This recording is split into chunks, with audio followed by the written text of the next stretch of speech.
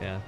But to talk about the difference there, I mean, we did recently have this really awesome show match, which, by the way, what the hell, has become like a very, very popular YouTube video very quickly. Like a lot of our VODs and contacts will get like maybe 2,000 views, and we're happy with that.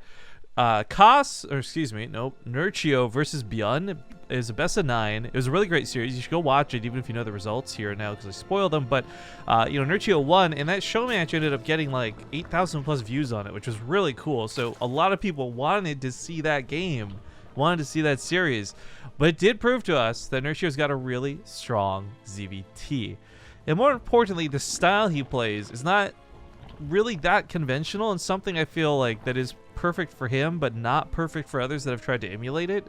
Because for a while, if you remember, Snoot was, for those who don't know what I'm referring to real quick, Nerchio likes to play with roaches, infestors, and maybe sometimes fast hives, but Snoot was mimicking this style for a while and had some success with it, but it always felt like Nerchio was the one who he was just perfect at using it. Mm-hmm. Yeah, it was his style. It is his style still. I think my memory's a little fuzzy, I guess, because we have been casting so many Korean tournaments, but maybe there's one time where Nerchio stopped only going for Ravager and Fester. I'm actually thinking maybe not even the case. He started off with it, as many other Zergs did, because in Legacy of the Void, mutilating Blings didn't think it wasn't possible. Then people thought that, maybe it was, and now it's A-okay to use, and Nerchio just never kind of went back to it ever. Do you actually remember how he played in Heart of the Swarm? It would have had to be mutilating Bling, right? I don't know, but pause the game for a moment, please. All of our excellent analysis maybe for not, because the stream might not actually be up. One sec, guys. It's been about 3 minutes. We got a 2.5 delay, so it should be up, but it's not. So you may hear this come in abruptly and awkwardly and refreshing really quick. I really don't want to take to talk about the difference there. I mean, we did. Okay, we are live. We're good. We're Gucci. All right, refresh. It's up. It didn't come back at all when we started it. It came back like 3 minutes after we came back, but it's online. It has 0 drop frames. We're just gonna go with it. So again, sorry for the awkwardness, though. It was our due diligence to make sure we didn't cast the whole game and have it not be broadcast. Yeah, okay. So, yeah. Kyle's making a whole joke, of course. Everything's all good. I forgot that grenade showed up as structures. That was super weird for a second. Anyway. Yeah, I asked you if Heart of the Swarm Nerchio played Mutilating Bling, and he must have had to. Like, only some maps even played to Roach Hydra. And not many of them did, depending on the map pool. So, I think that Roach Ravager and Fester is really just a perfection of Legacy of the Void for Nerchio. But he has certainly affected it. At the very least, it was, it would have been Roach Hydra versus Roach Ravager and Fester, because obviously the Ravager only was introduced in Legacy of the Void. But Koss, I brought him up as kind of like, he's been stable, but hasn't really had those huge leaps of improvement or ability. So one of the things about, I don't know what that was just now, by the way, but one of the things about Koss is he has been in the past best known for his ladder matches. Even at the height of his career when he was competing in professional tournaments, every caster would talk about, like, this guy's got like 2,000 ladder games played, like more than everybody else, right? Unfortunately, the ladder hero king appears to have gone to Beyond most recently, WTF, but Koss was never at any point in his career anything I would close to anything close to what I would even call a bad player. Like, it sucked that he never really got the breakout performance I think a lot of us who are fans of him wanted him to get, but he took a lot of time off. He's come back more recently, and he does look to be in shape. Yeah. And he's still very fun Terran to watch, too. It's not like he's doing what everyone else is doing, but, like, slightly worse. Or just like, well, Beyond would have done it better. He does some weird openers. I think once or twice seen him do mech. This time, for instance, he goes for the Hellion opener, and then he adds in 2 Liberators, like, reactored out, which is a bit of a difference. It is a pretty abusable. However you get 2 Liberators, the point is it is really good on Proxima Station, because they can kind of overlap each other, but also you just pair them up. Oh, I didn't realize that Proxima kind of made a heart with its main and its natural. Anyway. Or a butt print. What type of butt print is that? Like, you have to have some, like, heart-shaped butts, yo. Yeah, like, you sat down, so, then got I know some people do have heart-shaped butts, and that's, amazing and all, but then I would say, oh, shit like a heart, not shit like a butt. Well, because a heart looks nothing like this. If we're talking about like an actual heart. A heart so. shape is in itself a different shape than an actual heart, and everyone knows that. I'm just saying, That's I why see it's this a heart lot shape. more as if someone had sat down and we're watching the 2 cheek imprints of someone who's been doing yoga 3 times a That is week. like a really wide crack. You know, they'd have to do one of those things where you can like, you know what? Never mind. Yeah, I know what you're gonna say, but anyways, Liberators not quite getting the abuse that they want. Spore crawlers have kind of got them trapped, and the queens are gonna be paying attention. This would be great if there's a follow-up push coming from the front, and Nerchio was looking away, but the Hellions aren't even diving in for the drone kills, and there's no wall, so they could have maybe gotten something done through all of this. Ultimately, the Liberators are shoot off, and this did, I guess, keep Nerchio, I guess, a little bit distracted, so he wasn't exactly heading for anything himself. More drones on the way, and already on 65, soon to be 73, I'm guessing. I'm going to take a stab in the dark there, but the point is he has a lot of drones. 71. Oh, Damn it. It's like, what are you guessing? Well, you know what? 5 more on the way, so for a moment he'll have 73 drones, and I will be correct. Okay.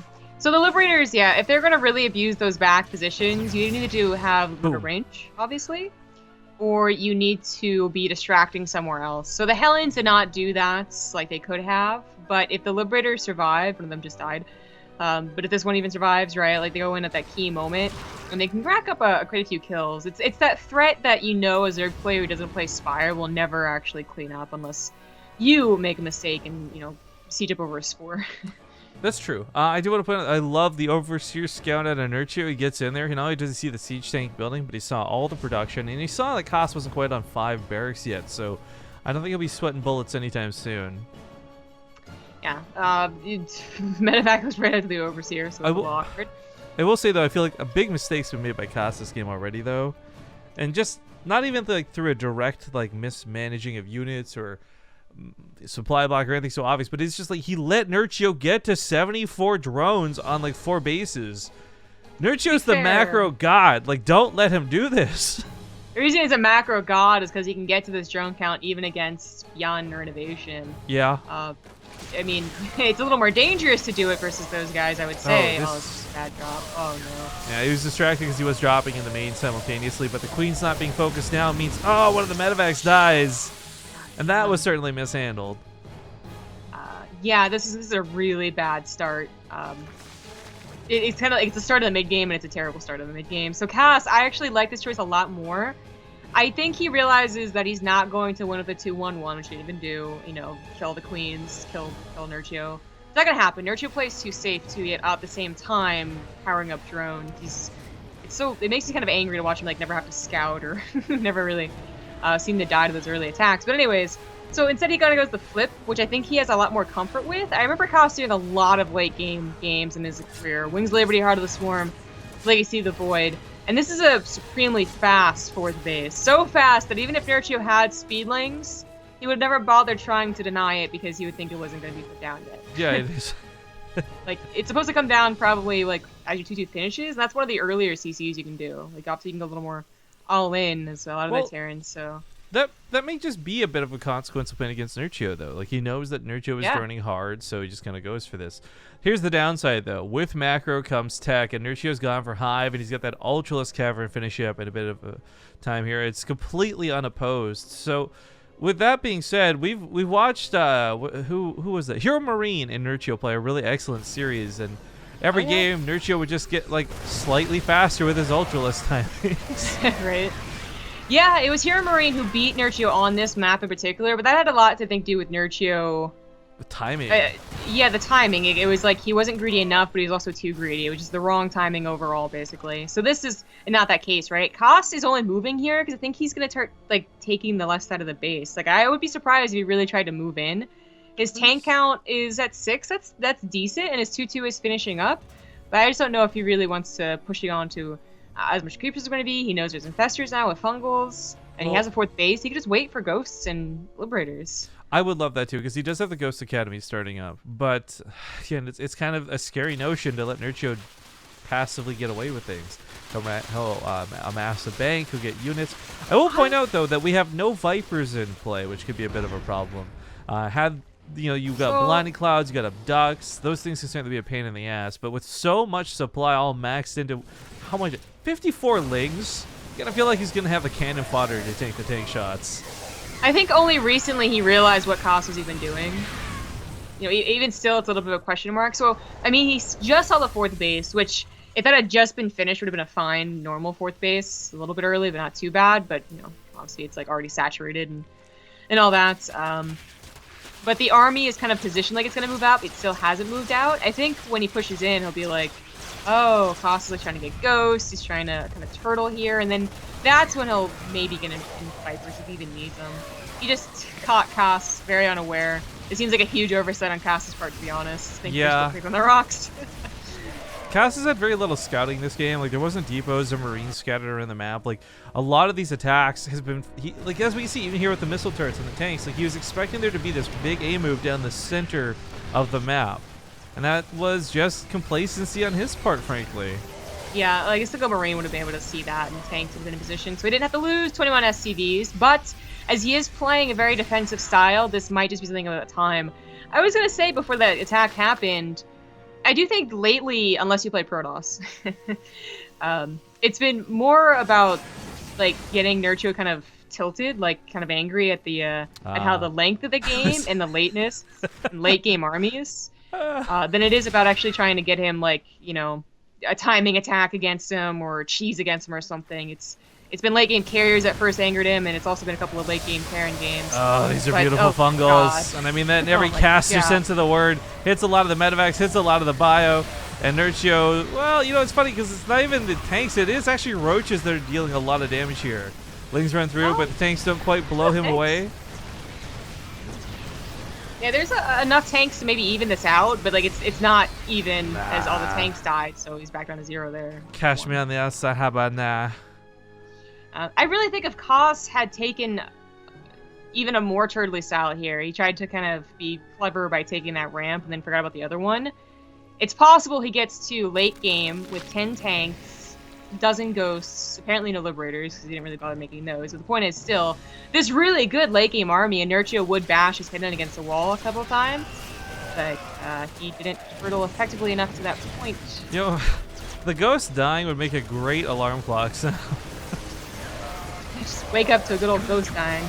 Another human being in the thralls of death, but GG, it's called. I was gonna say, while you're making that tilting comment, I was in my head doing the work. The gears are grinding, and I'm like, where is she going with this? And the second you said Protoss, it actually made me laugh out loud. Yeah.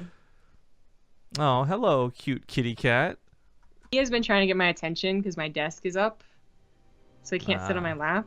So he's been like doing the whole thing. Like, oh, when he like nods against your leg and stuff, like. Yep. Au revoir, kitty. Oh. Sorry, I just noticed. By the way, are you wearing that really awesome shirt? I don't know what it is. I love the color of that shirt. What the fuck are you talking about? It's my red shirt. It's No, you burgundy shirt. Hang on, you've got a couple of red shirts. It looks really red on this. Right, I was gonna say you've got a couple of red shirts, and one of them stands out a lot more than the rest. And this one actually, like, I don't want to say like it wasn't like jaw dropping, like it didn't go ooh, like cartoon eyes started coming out. But I remember when you got this shirt for the first time, it did make me do like a double take, like, whoa, that's a really nice looking shirt. This one and the blue one that you never wear anymore are my favorites. Not that it's super important, but just as a side note. Also, you know, what is this? Skype screen is your best feature, Rifkin. Yeah, I love when you have that Skype screen. What's up, girl? I know you like that default. Okay, Abyssal Reef, but hang on. I'm actually. What is this? What? Twitch is apparently showing us offline. Still for some. Okay, I have no comments and no idea what to say about that, guys. We're just gonna continue on with the show as normal. I do have some cool updates though out of Jesse. So here we are in the round of 32. We've had a couple of groups. We've only just recently finished up all the qualifiers. Oh shit, we forgot to actually start out the NA group. Oh, we did. Never mind. That's right. Ignore me for a second there. But Jesse just gave me an update. We're at 13 out of 40 people signed up for Season 3 so far. This is fantastic because for those who don't know, in order to get a season 4 of Ting, we obviously have to justify the costs, and the costs were ramped up a little bit. Sure, us trying to make a live event happen and fly players out and all that, but 40 is the number we're shooting for, so we're already over a fourth of the way through, and we're only barely a fourth of the way into the overall tournament. So that's pretty cool. I'll tell you right now, guys, I want everything to go well, not because like, oh, it's a live event and we just want success and there's no money to be made. We're not making huge profits on this or anything. But I just want a season 4 of Ting. These are always so fun and we always get such great players.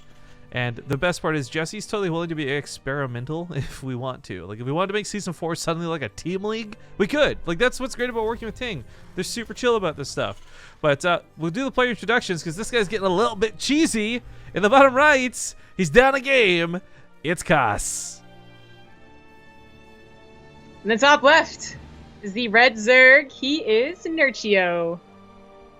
So you guys can't see right now, Zongrub is cradling her cat. It's super adorable. He usually never lets me hold him for this long. Okay, I'm gonna give you guys a taste. So Here, where's the Skype video? Look at that. It's fine. I love his little okay. eyes. But the thing I'm most jealous about is like I will hold my cat like this too, and she'll be like, whatever. But she always growls or makes noises. Apollo's just sitting there so chill. I'm so jealous. You have the nicest cat. He never does this. Okay, now he's done. All right. Well, triple Rax That's a good Reaper. practice. Yeah, well. This is gonna be met with an immediate Roach Warren. Yeah, so exactly. already, I don't know how good this will be out of Koss. Nerchio might just know this is Koss's like thing on Abyssal Reef, because it is a lot of Terran's choice on Abyssal Reef. Or he might just realize like, wow, I just wrecked him so hard, the only choice he has is the 3-Rax Reaper, but there's also just a chance that these are crossover builds. Nerchio does occasionally go for an early Roach Warren against Terran.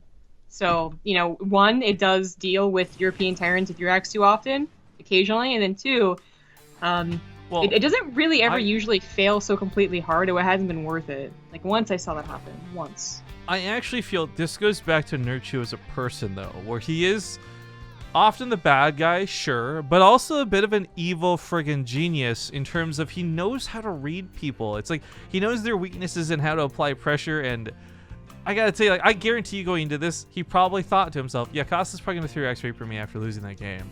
So this sort of blind counter, this coin flip move, whatever you want to describe it as, like, I think this is perfectly calculated, and I love it. This is a big part of why, even through like the thick and the thin and the BM and whatever, I've had a lot of respect for Nerchio because he's such a smart player.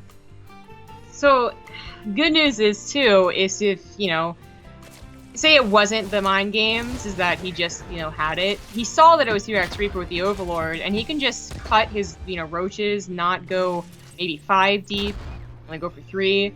Don't build Ravagers, don't send them across the map, and just go back into droning. And it's actually pretty worth, because of course Koss also delayed his command center, his economy to do his 3-Rax opener, and you just kind of nullified it. If Nerchio does go across the map, he's going to have to be a bit sneaky about it, because Reapers are going to be effective against these few roaches. But I think Nerchio's just trying to find Koss, leaving them alone for a second. I mean, the thing is, making them into Ravagers is a pretty important deal when it comes to beating back a lot of Reapers.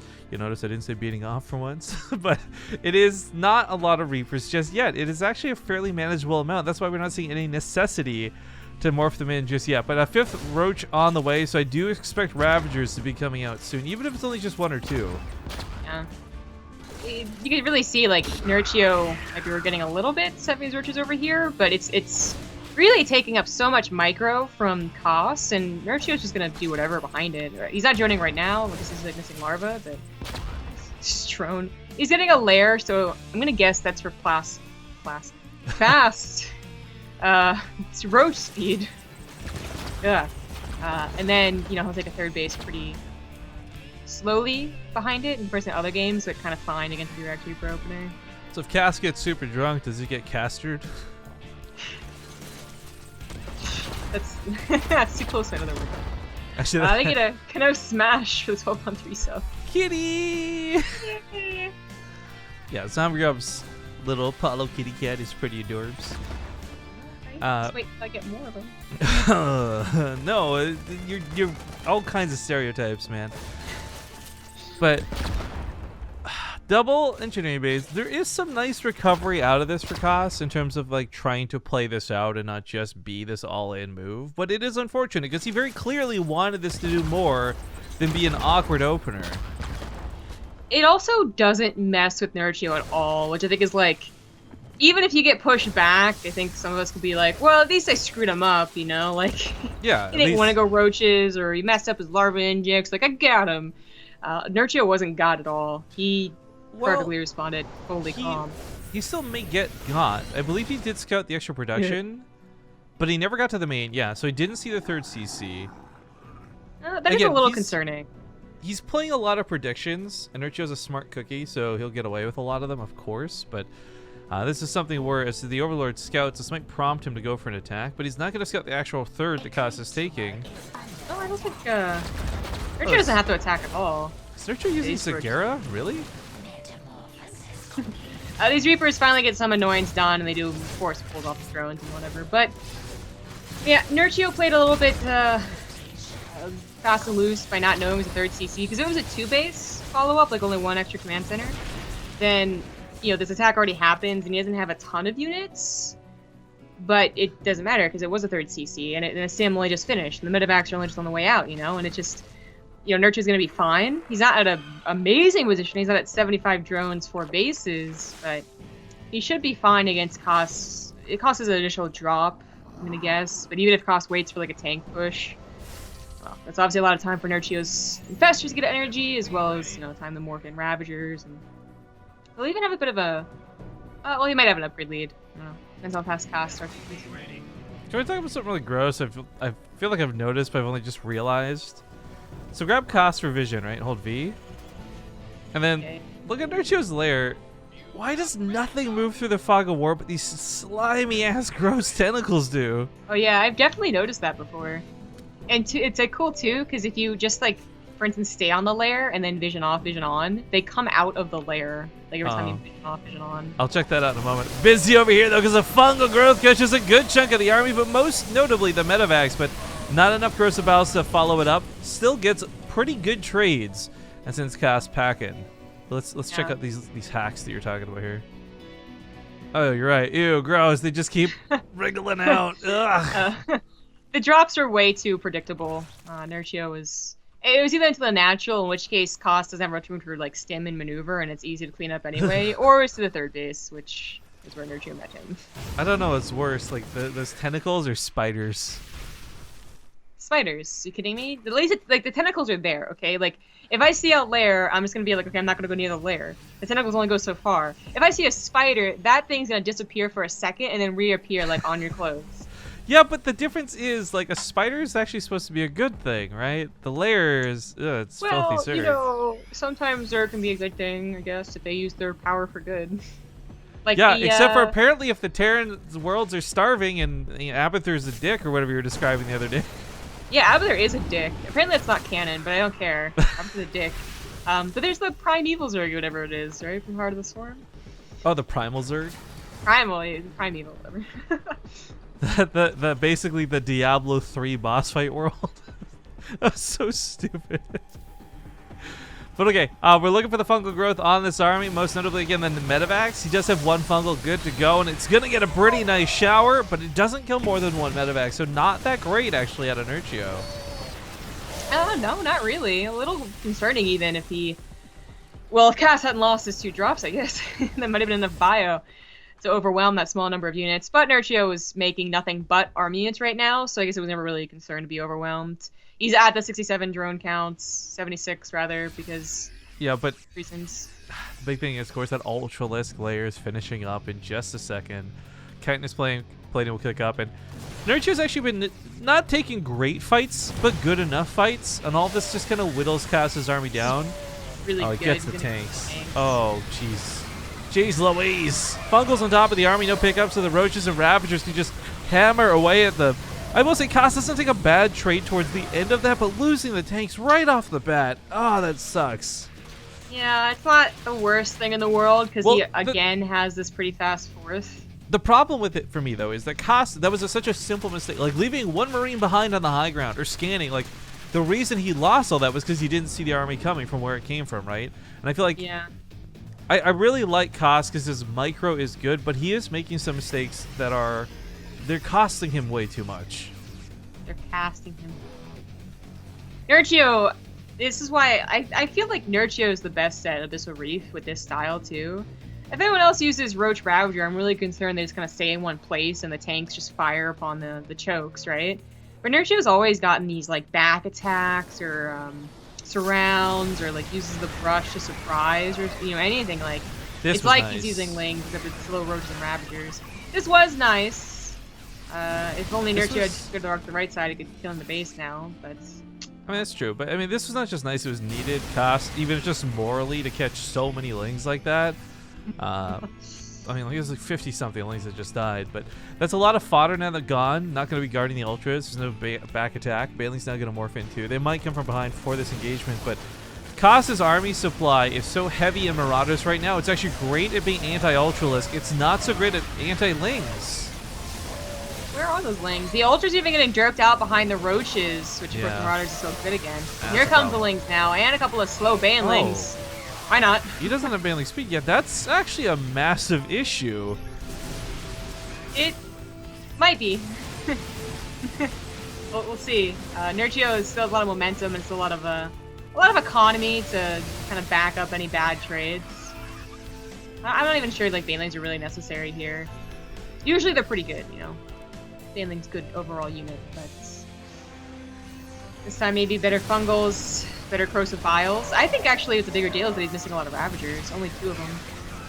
Yeah, he's not quite got the Corrosive Vials to deal with the Liberators, but as we see, the army doesn't quite have what it takes to deal with the Lings. They're not well upgraded, but they do have Adrenal Glands. Banling's looking to walk through too, and those Ultras are starting to be a little bit more difficult to deal with. Some pretty cool Stutter Step with all the Marauders that are available. Oh no. Oh, the safety is not through the tusks of the Ultralisk. Maybe game over. And now there's 4 Ravagers, so they finally take out the Liberators. Tester's finally a Burrow. Oh no, down the ramp. Looks so scary. Don't chase, for the love of God. Oh God. That's going to cost them most of what's left. The Liberators are going to ensure that the Ultras don't exactly get up this ramp easily, but it's still the fact that there's more than that. The Infestors are burrowed. He can just throw some Infestorarians if he wants to, but I think that this is safe to say. Oh, with the Corrosive Vials especially, that's going to be game. Yeah. GG! All right, so Nerchio 2-0s, both players on both their side of the bracket 2-0 actually. So very nicely done. This will send us to the losers match next. Again, I know BaseTradeTV does a little bit different than others. It's just us being rebels that we are. And it's going to be COS versus DNS. But we're going to take a fairly long break on this one. Not because I really want to stretch things up, because I need to make sure things are fixed with XSplit. On top of the fact that, actually, there's just this one, it's not like an ad we have. It's a video with Jesse I love showing, and it's unfortunately a little bit long. Because you guys have probably heard us referencing Jesse throughout the day, and some of you might be like, I wasn't here for TING Season 2 or 1. Who the fuck is Jesse, right? He actually, what I love about it, well, he's not here today. Actually, here's what's cool, right? This is like good news. TING has gotten a lot of business, and they've actually had some success through their esports division that Jesse actually has his hands so full that he can't join every single broadcast like he was able to in the past. Well, it feels bad, man.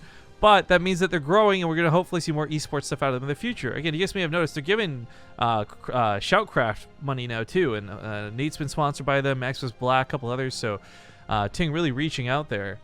Oh, Apollo's so cute. Why do you do this? I get so distracted watching your cat. Anyways, I love this video because it shows that Jesse plays the game, and I want to point out he has requested, and we're trying to accommodate this, he's requested we set up something at the live event where we could have viewers play against him if they want to, and I definitely want to try and make that happen if at all possible. But anyways, here's the longer break. We'll see you guys in a bit.